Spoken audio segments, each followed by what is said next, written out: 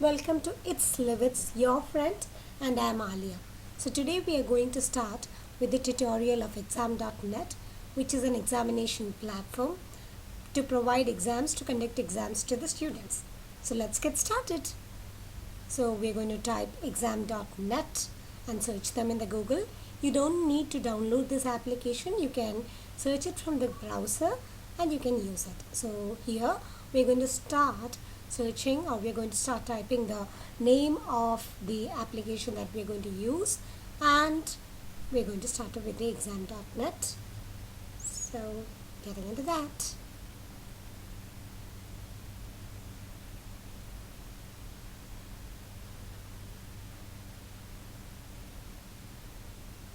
So here, this is exam.net. It's an easy to use and secure platform so that you can trust the security of the exam that you are conducted. Now that is having two provisions to log in, student and teacher. So for the student, it is to enter the exam key that is provided by the teacher, and the teacher can log in using the Gmail ID or any ID that we use, the email ID. The ID or the official ID, anything can be used. So here I am signing in for my Google ID.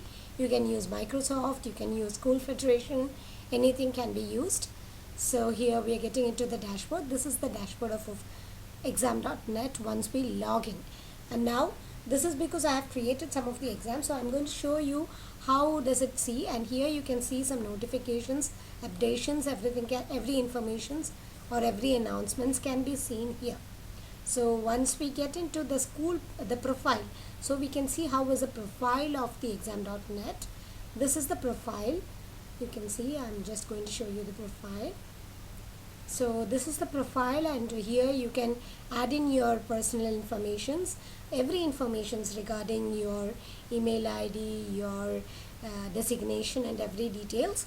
Now this usually we get into this application using the school license. So here is the license of my school. Now other way also you can load in. So this is using our school license so that we can see the members of the school there. Okay, now we are going to make a new exam using this platform. I'm going to show you how to set up a question paper using exam.net.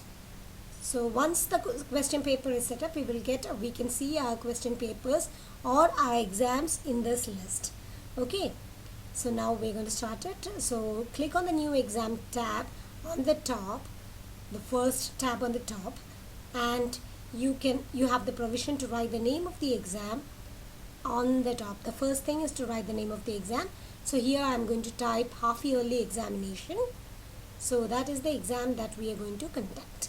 So I'm going to type half yearly examination or exam, and you can put underscore and you can type in the details as needed, like you can type in the details about the exam, about the subject, about the year, everything, about the grade. Now this is for grade 12, so whatever details you want to type in, you can type in for easy access of your examination or the question paper. Now there are several you have several options to choose or make the question paper.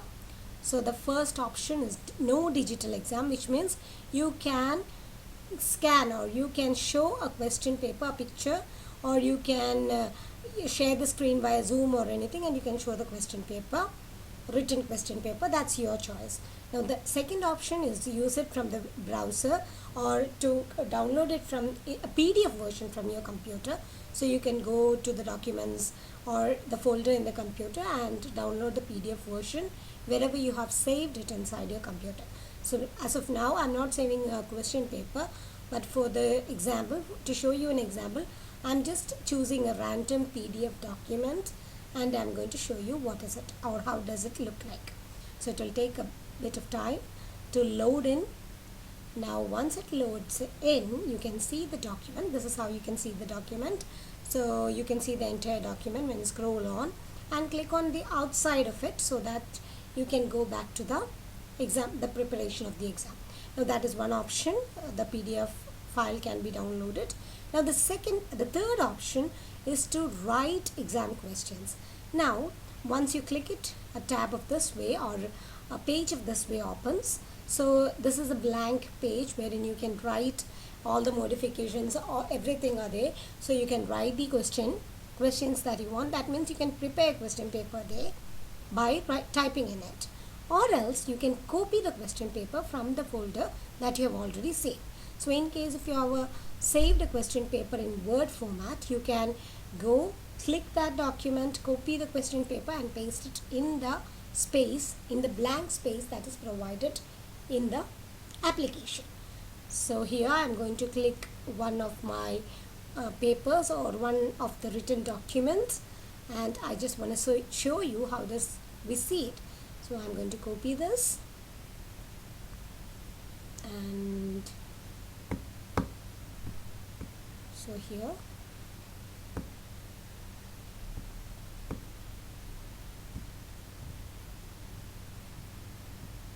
yeah, now this is copied here. So you can see that that is copied. Yeah, things are copied, and you can do the changes, make the changes, and once you're done you can click OK. I've clicked cancel because I don't want to save that.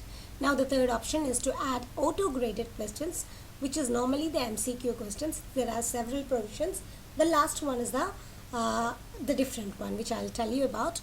So the first option is multiple choice, so wherein you can type any question that you want. So I'm going to write a question. Write the name of the father of Indian cinema. Okay, now that is a question. So I'm giving some options as answers. You can give 3 options to the maximum. So I'm giving the first option as A. Okay, then click on add answer, so that option is added. Now again writing the second option B, click on the add answer.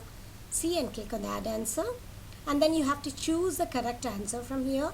So to choose the correct answer, before that I will tell you, you can shuffle the answers or the options for different children that you do, that give the exam. So here click on the right one. Okay, you click on the right answer or give the right option, and here you have 2 check boxes.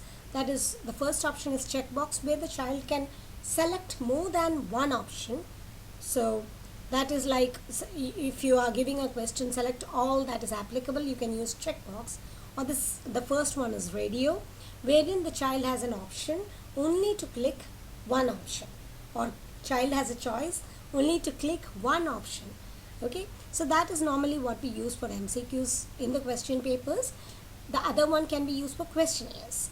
Now you can see that we can change the grading rules. Normally we don't have to change it. We change it only in case if you have to add the points for the correct mark, because by default it is 1. So if you have to add to more than 1, you can change the numbers there, and you can click the number, the correct mark for the right answer, and click OK. So that is it. Now if you want a second question for the same one, like A, B, so you can add sub question over there. So you can add sub question. You can find the tab of the choice of add sub question, and you can add a sub question. So here I'm going to show you how to add a sub question. So that is A, and now I'm going to choose a sub question which is B. So here we can I'm going to write one more question there. Okay, and I'm giving an option there. Now I am choosing a second question, that is add a question which is not the second part of that question but a different question. So here also simple answer question is one word answer, wherein you have to give one word answers, but you are not giving any choices. So here you can write the question that you want, and then you can also write the right answer over there. Okay, so here I have added my question, and you can see you can write the right answer, whatever answer you want. Over there you have to add the answer, write the answer and click add the answer, and you can save the question. So for saving the question, you can see the word count. So the word count will be shown. You can type in an answer for that and click OK to save the question. So the question is saved. Now if there is any defect in the question that you have saved, you will get it. You will get the notification there. So clicking on edit, you can edit the question again. You can edit it the way that you want, and if you don't want a question, you can delete the question. So that is how. So here I'm going to edit the second question because they are asking for a correct answer. So I'm just typing in something over there, and then I'm clicking add answer. It is necessary for auto graded questions. It is necessary, or it is compulsory to type in the right answer. Okay, now I'm going to show you a different kind of question which is not auto graded. That is, the name is pretext. So here you can type in a question. I'm going to type in how old are you. So you can see that I'm typing in how old are you, and you can, if you want, you can give an answer. Now for this there is no auto grading, so you can see that no auto grading for this. And so as there is no auto grading, it is optional whether you give the answer key or not, and you can add the points for the answer.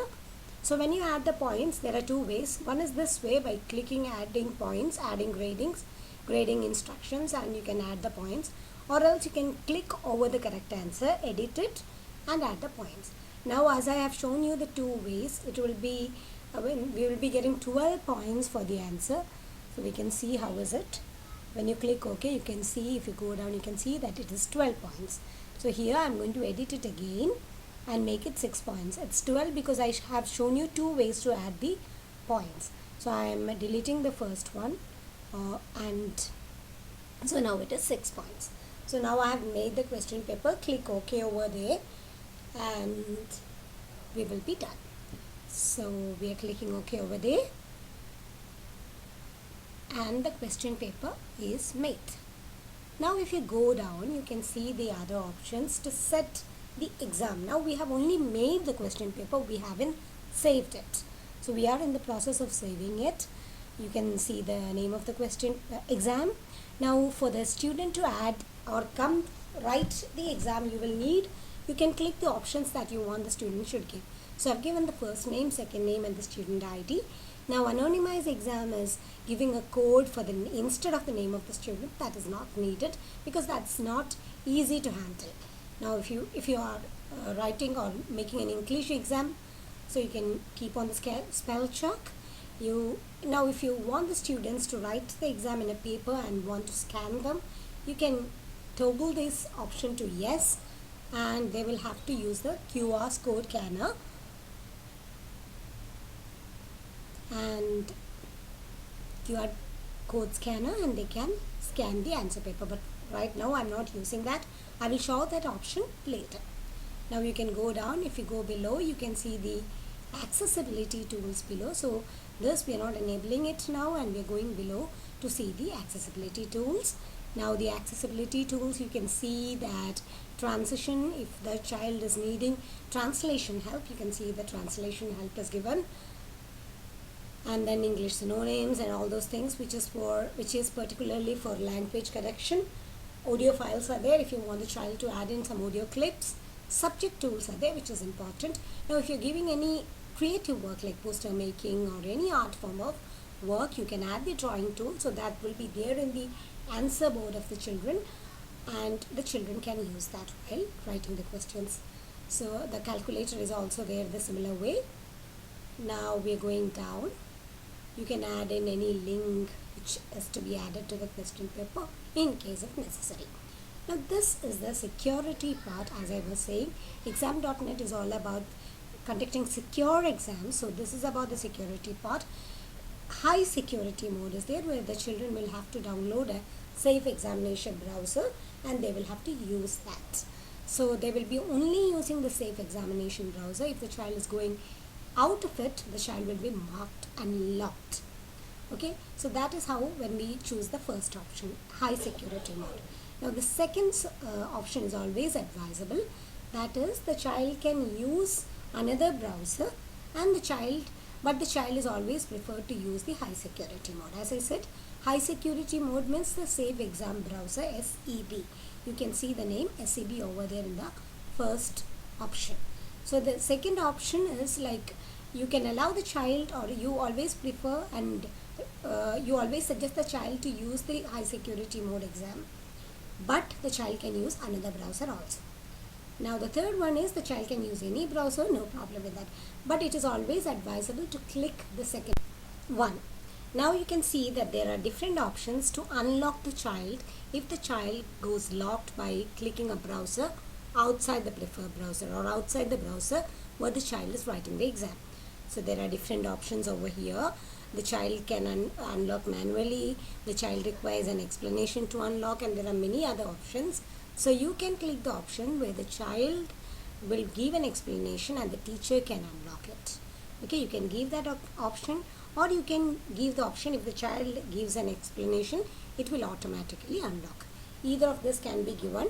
Now if there is a lot number of students, it's always good to give that it unlocks automatically.